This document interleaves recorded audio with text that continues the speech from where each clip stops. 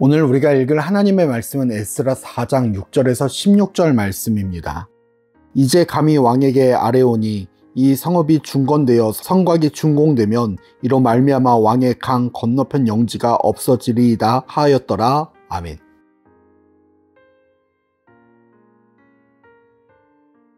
하나님의 역사를 바라보는 우리가 에스라 4장 6절에서 16절 말씀을 통하여 함께 나눌 주제는 아무도 반기지 않는 일입니다. 오늘 우리가 읽은 본문에는 예루살렘으로 귀환한 이스라엘 백성들이 하나님의 성전을 쌓아 올리는 것에 대하여 고발하는 이방 민족들의 명단이 적혀 있습니다.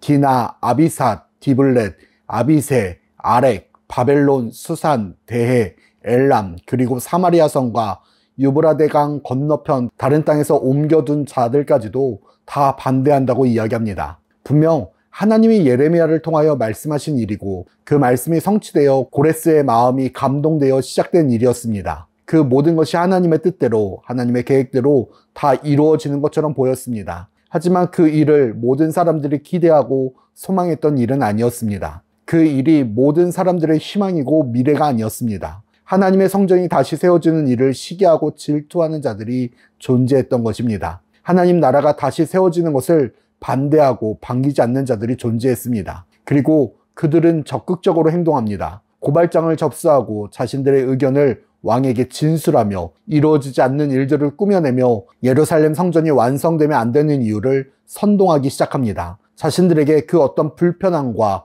어려움을 주지 않았는데도, 자신들에게 그 어떤 의무를 부과하지 않았는데도, 자신들에게 그 어떤 방해가 되지 않았는데도 적극적으로 반대합니다. 모든 수단을 사용하면서까지도 방해합니다. 이게 하나님의 일을 하는 세상의 반응입니다. 이들은 우리에게 당연하게도 마찬가지에게도 일어납니다. 우리끼리 하나님 나라를 세워나가도, 우리끼리 하나님을 예배드려도, 우리끼리 하나님을 찬양해도 반대하는 자들이 존재합니다. 반대하는 사람들이 있습니다.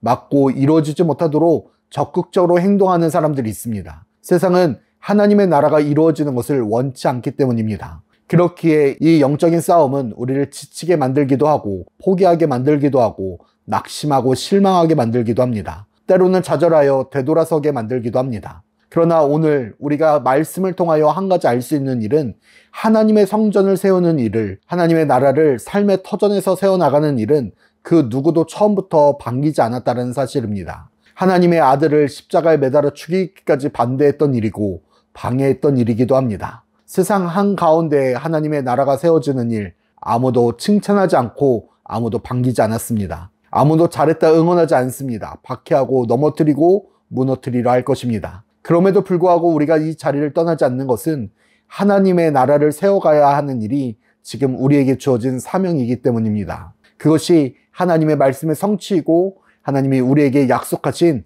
가나안 땅이기 때문입니다. 사랑하는 불꽃교회 성도 여러분, 우리는 알고 있습니다.